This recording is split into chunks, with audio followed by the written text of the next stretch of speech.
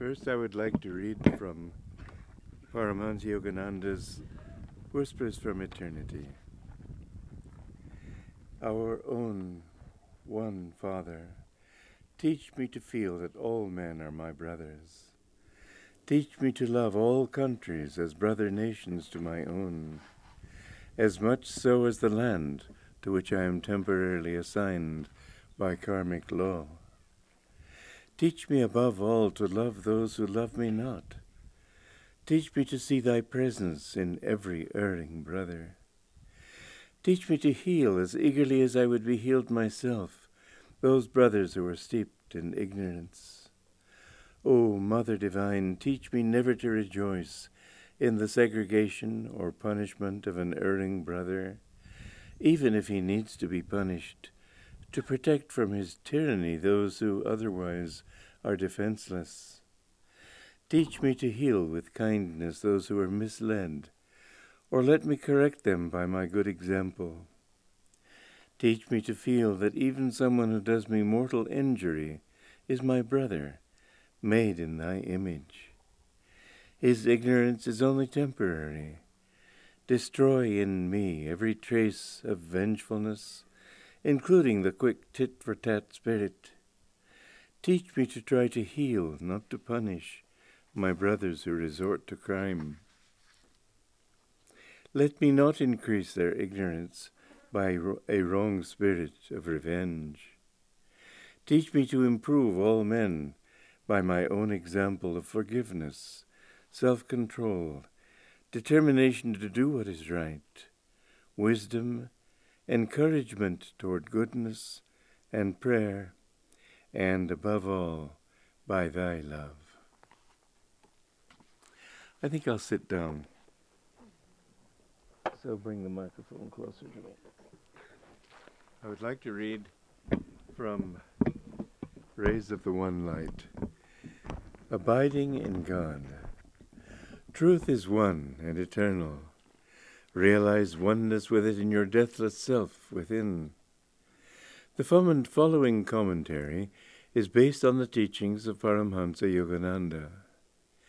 Yogananda often emphasized, more often to his disciples than to the general public, but also to everyone generally, for it was a universal teaching, the importance of attunement.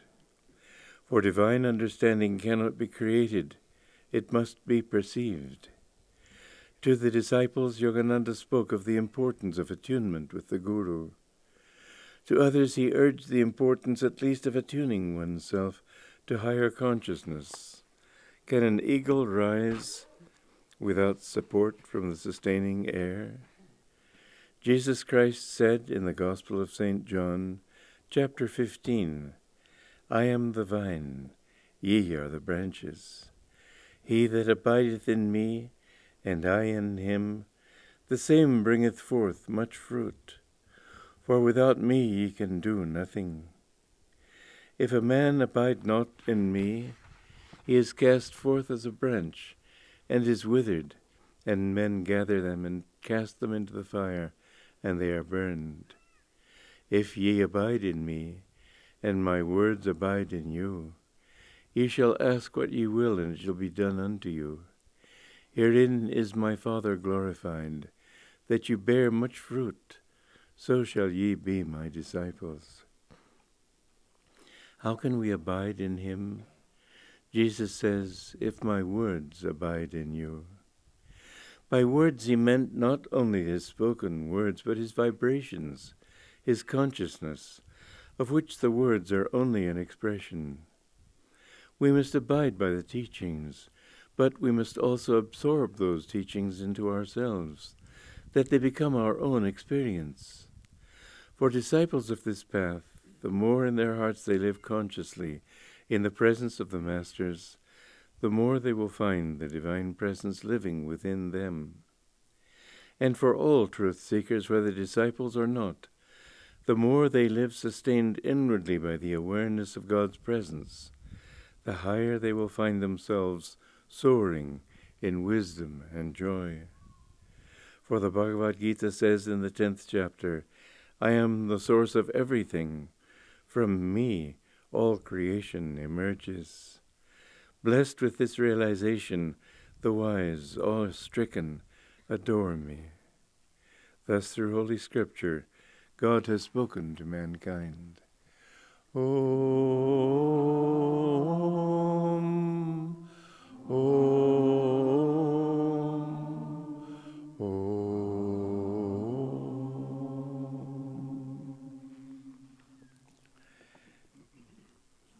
Our lesson today is the importance and also the way of abiding in Him. How can we do that?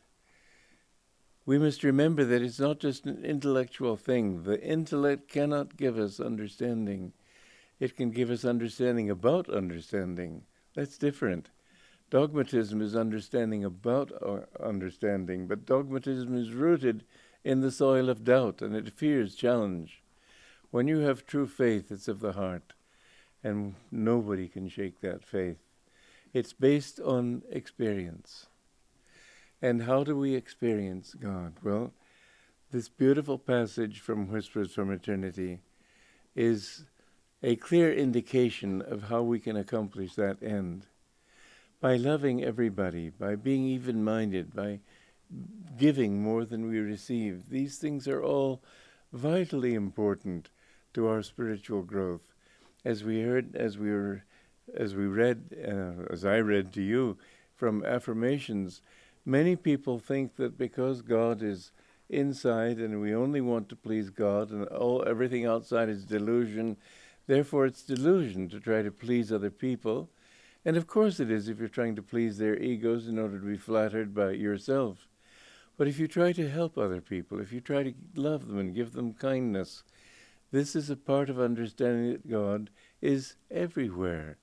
God is not only inside yourself. He's everywhere. This is a lesson that Sri Yukteswar taught Master in the Autobiography of a Yogi. So we must understand, first of all, that if you want to really abide in God, you must follow certain basic rules. One is to be even-minded and cheerful. Nothing should take you out of your inner center. How can you do that? By remembering that life is a pendulum. All creation was founded on the principle of Dvaita. As the ocean creates waves by rising and falling, the surface rises, and every rising wave doesn't change the level of the ocean. It has to have a corresponding trough somewhere, somehow. When I was in Hilo, Hawaii, many years ago, someone told me, before the great tsunami that came and really caused great devastation, the ocean was taken way out, and people just thought, oh, how wonderful. And they went out and they found all these mussels and oysters and things. They were getting these from the bed, which had been exposed, when all of a sudden the wave came crashing in. What goes down must come up, what goes up must come down. And if you understand that all your successes, all your fulfillments, everything in this world, you will have to, as I was saying yesterday, you will have to experience the opposite. You finally reach the point where you understand that I'm going to remain at my own center and not let anything affect me outwardly. You will enjoy pain, a pleasure, but certainly you will also enjoy pain in the sense that it teaches you important lessons. You know, when you go to a movie, and you may see terrible things happening in the movie, people being killed, people being frightened, and yet you may come out of that movie, if it's a good movie, saying, I learned a lot from that movie. Can't you do the same with life? Whenever you go through hard experiences, just see, what is the lesson in this? God never wants to punish you, but in every down there is a lesson. You know, that song of mine, I Live Without Fear, it's one of my favorite songs. And it was written as a result of somebody who came to me and spent at least an hour telling me what a complete waste my life was. And I didn't bother to answer him. I just listened. And when he finished, I thanked him, and he left. But then I wrote this song, though green summer fade and winter draw near, my Lord, in your presence I live without fear. You don't have to worry whether people hate you or praise you. You don't have to worry if things go well or go badly. If you remain steadfastly centered in your own heart, then nothing can touch you. Don't let anything affect you inwardly.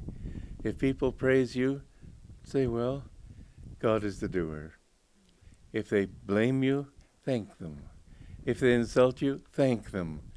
If they try to hurt you, thank them.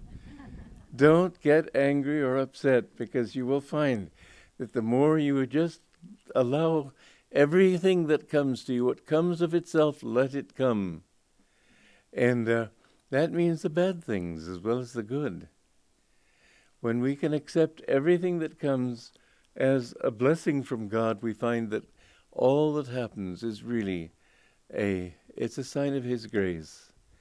And we think during our down periods in life, and certainly I've been through my share, but I have also learned from them.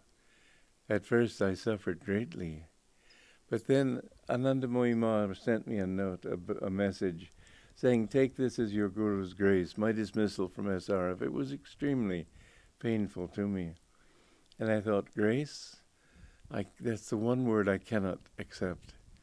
But I found in time that it was true, that it was my Guru's grace. He was taking me out of a situation in which I could never have served Him the way He told me to serve Him. He wanted me to write books. I could never have had the time to write books, and I would never have had those books printed or published. He told me to lecture. I had to worry about, as long as I was there, being reported and being told I shouldn't say this or that. I could talk freely when I was on my own, according to my own inspiration. He told me to edit. How could I edit anything when there was a superior editor? Taramata, who edited the Autobiography and did a wonderful job, nonetheless she had a certain attitude that was a little arrogant and peremptory, and it came out in her. She said to me laughingly one time, even when he was William the Conqueror, Yogananda didn't know English. Okay, English didn't exist when William the Conqueror. He helped to create the English language by coming to England. It was an absurd thing to say, but this is what ego can do. And she said to me one time regarding his other books, like the Gita and the Bible and others, she said they don't need any more books. What do they need with more books? So instead of doing the job he had given her to do, she meddled in everybody else's job. So she was the main person who threw me out, and I don't feel any great need to be tactful about her. But I have to say that she did me the greatest favor she could possibly have done. So I'm grateful. Oh, none of this would have happened if it hadn't been for that. Well, I also, however, have, as I said yesterday, a basically very enthusiastic nature. When I don't mean Hollywood type of enthusiasm, but when I believe in something, I want everyone to know it. And I remember writing Daya Mata many years ago, and long before I was thrown out. I said, you can give me any job you like, you can have me cleaning toilets, but I can assure you that if I do clean toilets, within a few months everybody will want to clean toilets. It's just the way I'm made, and I can't even help it, so why not go with it? I would have made it the definition of service. The important thing is that we be even-minded and at the same time not apathetic but cheerful. One very important cue to even-mindedness is, when a child is swinging on a swing, he uses the ropes to go farther and higher and so on. But then if you want to stop that swing, push in the opposite direction. And so when things go well for you, it doesn't hurt to say, yeah, maybe today they're going well, but they could go badly tomorrow. So don't go overboard with that, with the glee of having it going well. you can be sure it'll go bad. If not tomorrow, then the day after. This is the nature of life. Anytime you get overexcited about things going well, they're going to start going badly. Watch that very emotion, because it's bound to snap back at you. And whenever things go badly, I remember saying to Norman one time, he was going through a very hard time with various delusions, and he would come into my room where I had my desk. I used to work out of my room, and he'd sit on my bed, and it was as if a cloud had come into my room, like this. And I tried to cheer him up one time, but I didn't use the right tactic. I said, Norm, don't feel so badly. It can't last more than 40 more years. And I meant it. But to him, this was the worst thing I could have said. And I had to learn to tune into other people's realities. But the truth is that nothing will last forever. And even if it's a whole lifetime, it won't last forever. So that even if you find yourself in prison with a life sentence, you just tell yourself it won't last forever. It may be hard to do because 40 years seems like a long time in terms of human consciousness, but really it's not. Think of all the lives you have lived, all the pains, all the joys. I've often thought of 2 novels. One written about a young man who's born on the right side of the tracks, let's say, and he has everything, and when he grows up, he easily gets a good job because of the influence of his father, and he rises quickly in the family for the same reason, and he meets the boss's daughter and falls in love with her, and they marry, and when the boss dies, he inherits his house and lives in a palace, and everything is just wonderful.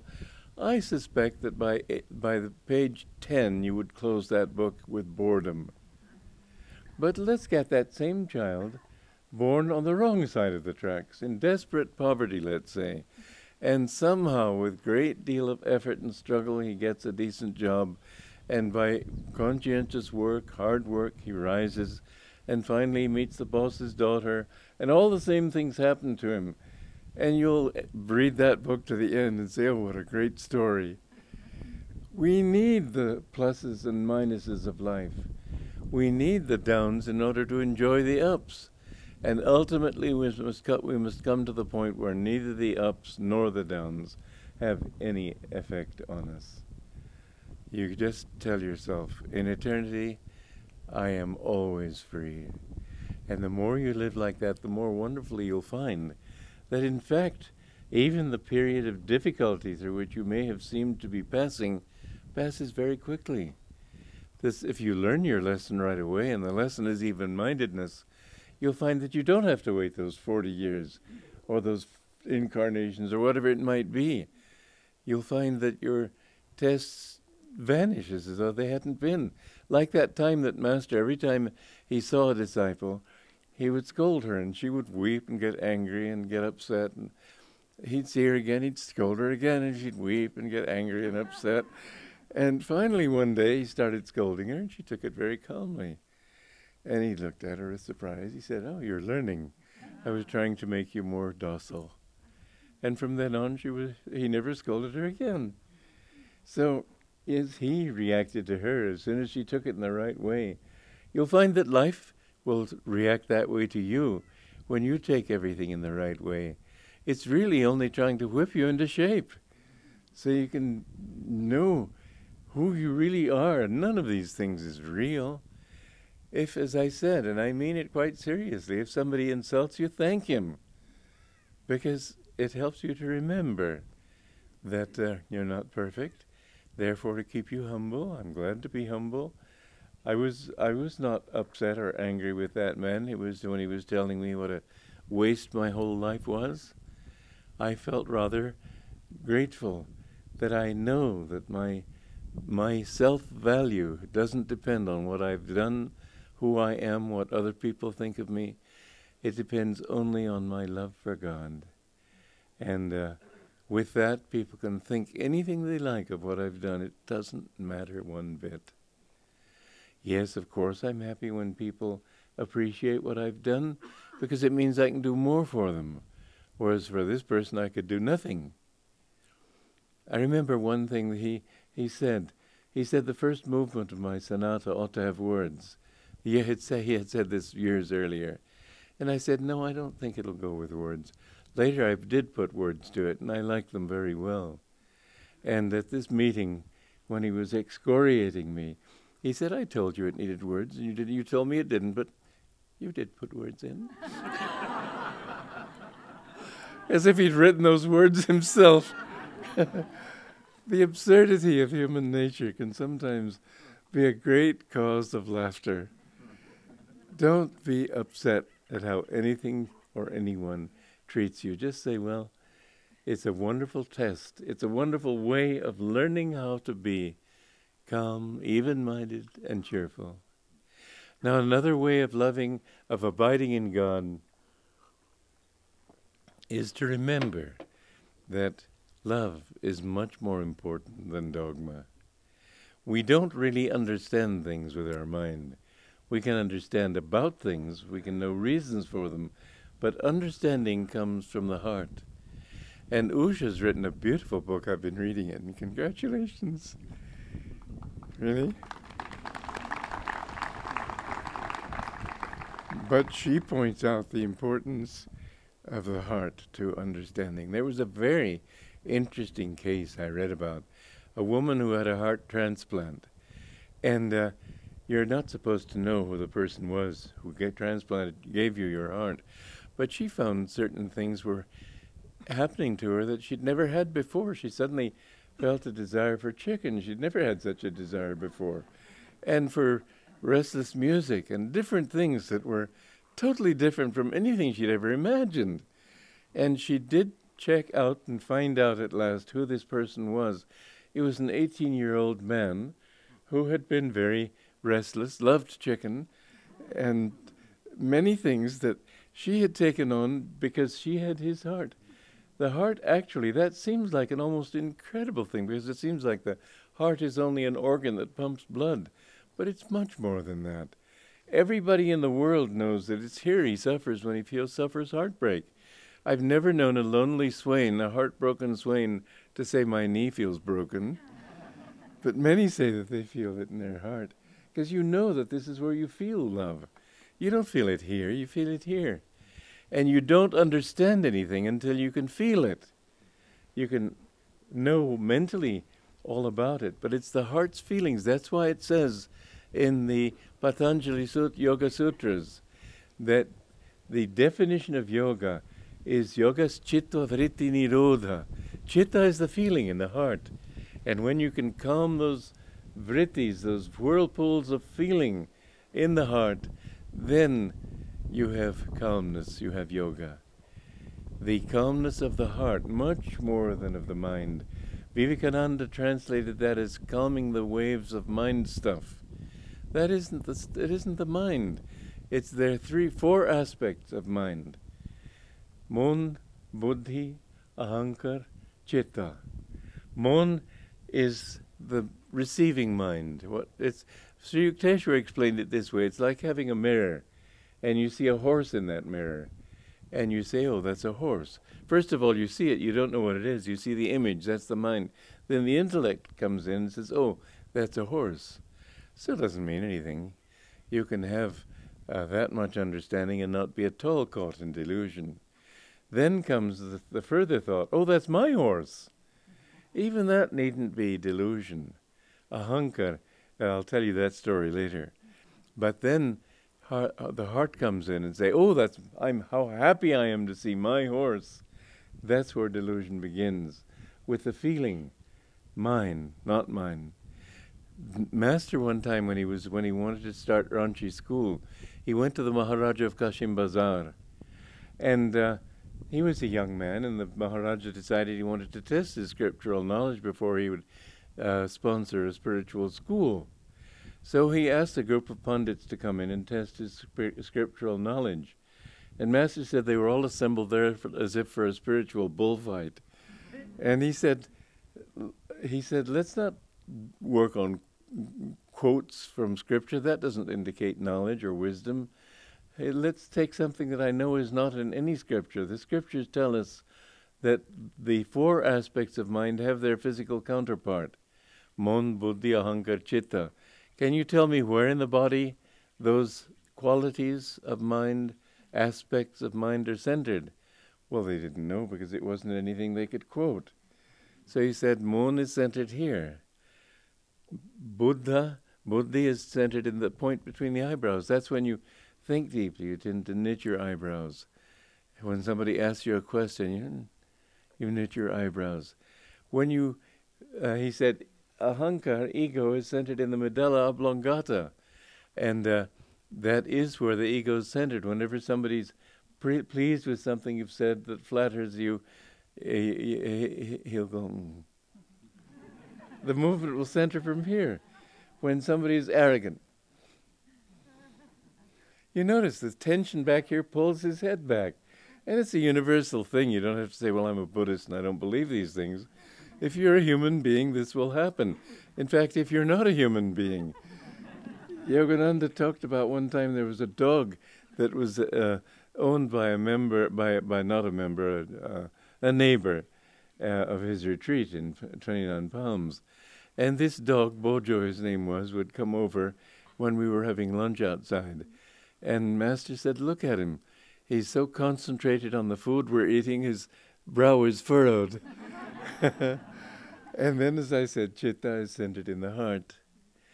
Now, if you can calm the waves of Chitta by accepting whatever comes with goodwill, without getting excited, without saying, I want this or I want that. And another interesting thing is, Vivekananda described them as waves. Chitta is not mind stuff, it's this aspect of mind, the heart's feelings. But he also got the vrittis wrong, because vritti really means whirlpool or eddy. And eddy draws everything to a center. So every time you have a desire or a like or a dislike, it creates a sort of whirlpool around your ego. And it's one more cause for being trapped. Well, the way to get out of that ego, out of those eddies of delusion and of attachment and likes and dislikes, is to watch a river. If the flow is weak, you'll find little eddies going along the edges. But once the flow becomes strong, it dissolves all those eddies. And the way to really find your freedom is to have such a flow of divine love that nothing will be able to draw energy to itself. It carries everything along with it. That's why, Mukti, come and play that song, and I'll sing you again. It's my favorite of my songs. Love is a magician. And I'll stand to sing because I can breathe better. Want to stand by the piano? I can stay here. Can you hear me? Or would you rather I were there? If you come just a little bit All right, then let's come over to her. Oh, even better.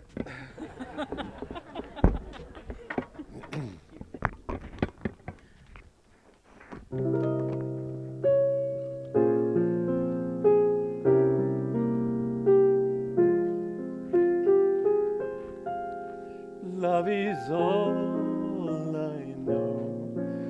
Sunrise, it's very hard for me to sing this song. I'll try it again. Love is all I know. Sun rays on the snow of a winter long, in darkness without song. Oh, my heart's afire, burning all desire. Only you remain, and life again. Too long I did stray, flung lifetimes away, imagined you did not care. I know now your smile was mine all the while. I listened and love was there. I can't breathe for love, all the stars above call to me, come home. Life's waves all end in foam. Only love can heal all the pain I feel. What a fool was I to turn away.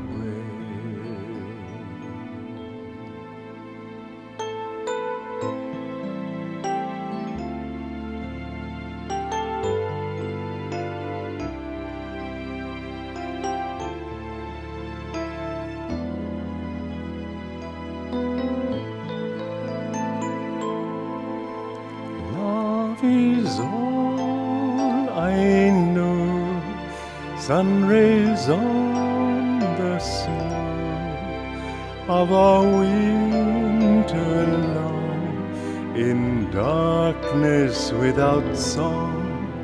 Oh, my heart's a fire, burning all desire. Only you remain, and life again.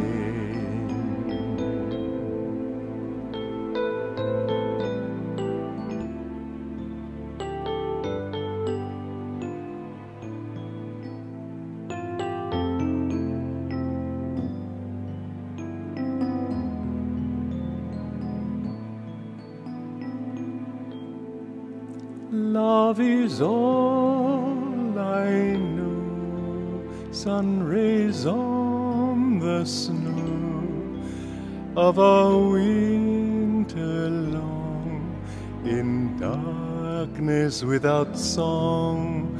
Oh, my heart's a fire, burning all desire. Only you remain, and life again. Too long I did stray, flung lifetimes away, imagined you did not care. I know now your smile was mine all the while. I listened and love was there. I can't breathe for love. All the stars above call to me, come home. Life's waves all end in foam. Only love can heal all the pain I feel. What a fool was I to turn away.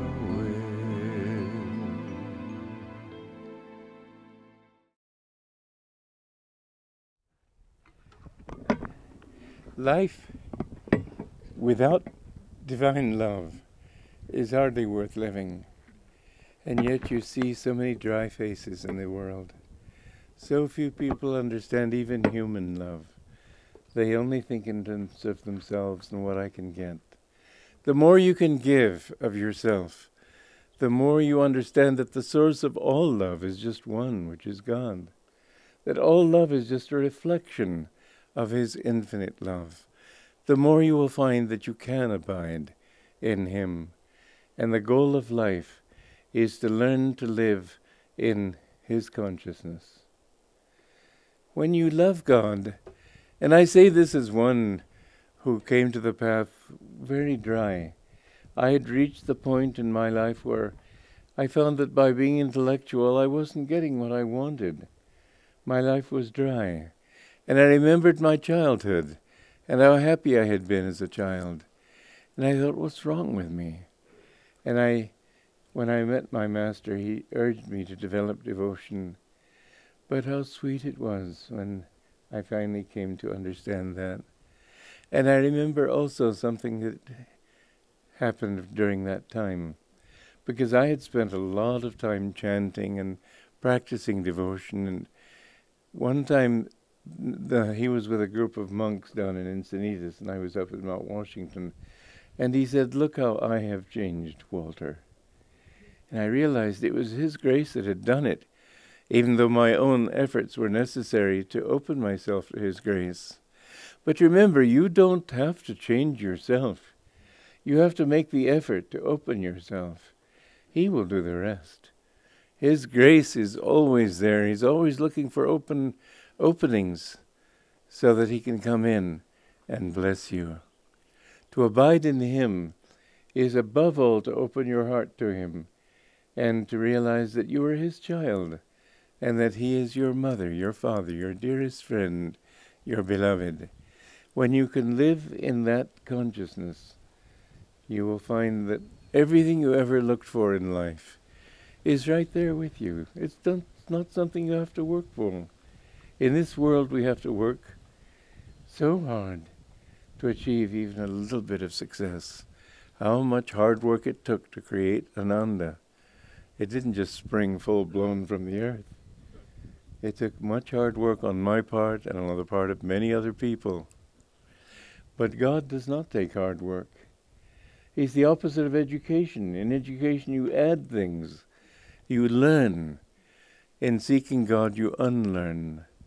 You unlearn this delusion that you're a man or a woman, that you're an American or an Indian or an Italian, that you're rich or poor, that you're intelligent or stupid or whatever it might be. You're none of these things. You're the ever-perfect spirit. And the wonderful thing is, Master used the quote often, all of Krishna's soldiers were like Krishna. And I said yesterday that each person, when he finds God, is uniquely himself. And yet there is something that comes through of the Guru in every disciple. And that is not a personality thing. It's that particular ray of grace that came into him from the Guru, from God, through the Guru. The Guru is essential on the path. Only those who have found God, who didn't have Gurus, were people who were very highly evolved already. But for the average person, without the Guru, you can't get there. Therefore, be in tune with the Guru. Be Jesus, as it says in the Bible, as many as received him. And when he spoke, "Abide in me," he meant that in two ways. In the abstract way, usually when he said "I," he meant the infinite Christ, that Christ which is in every atom of creation. But he also meant sometimes his own self. For example, when someone said to him, "Good man, good master," and he said, "Why do you call me good? There's only one who is good, and that's God." He wouldn't accept that praise from anyone for his own self. But when he said, "Abide in me," he meant be in tune with my spirit. I remember a disciple of Master, Leo Cox, used to take many pictures of Master, and he practically papered his wall in his room with these pictures. And Master said to him one time, "Why do you take pictures of this bag of bones and flesh? Get to know me in meditation if you want to know who I really am." To abide in Master means to take his name, to feel his presence, think of him all the time. And God takes so many forms, but it's good also to think of an instrument as a channel through which God comes to you. Through that love of that instrument, you will become free. You can't get out of it by yourself. To abide in him means he will come and he will fill your heart. It's like this, grace is like the sunlight on the side of a building. If the curtains in a bedroom are closed shut, the sunlight won't be able to come in. You don't bring the sunlight in. The sunlight is there, shining. Grace is there, shining. But when you open the curtains, then that sunlight can come in. When you open the curtains of your heart and of your mind, then grace can come in. And it is that grace which will change you. I thought that I was changing myself, but it was my Guru who was changing me. It was grace that was changing me. Remember, you can't lift yourself by your own bootstraps. Only God can do that for you. What you must do is abide in him and be open to him at all times. And then ask him, God, what do you want me to do in this? It's a very simple little thing. Ask him constantly. He's not interested in important questions. Ask him, what ingredient shall I put in this soup to make it better? He doesn't mind that. He doesn't mind if you're even scolding him. The one thing he doesn't want is for you to ignore him. But if you make a mistake, don't say, oh, I hope you didn't see that. He saw it. He did it through you. And it would help if you said, God, you did this through me. It's your fault, if you want to put it that way. It doesn't seem very respectful or reverential, but it becomes that, because if you really feel that God even sinned through you, then next time you'll be less likely to sin. Isn't that so? Don't hide from him.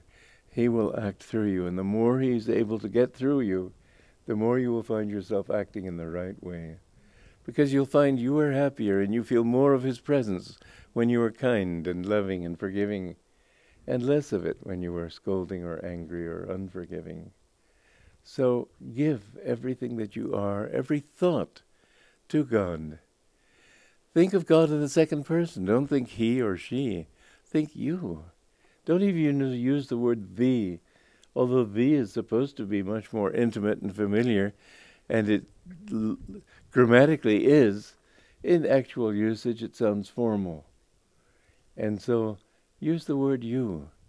Talk to God as you, and tell him every time, every thought you have, try to share that with him. And when you go out, it's a wonderful thing to take a walk, and to feel as you walk that it's his power working through you. And when you hear a dog barking, ask him, what are you trying to say to me through that? The dog is barking on its own. He's not thinking of you. But you know God can give you messages through everything if you listen. You'll be amazed at how many little signs he will give you if you just love him. So love is the only thing that matters. And lest that love become something personal, it should be bliss. Love bliss above all. Because in that bliss, you will find freedom. Joy to you.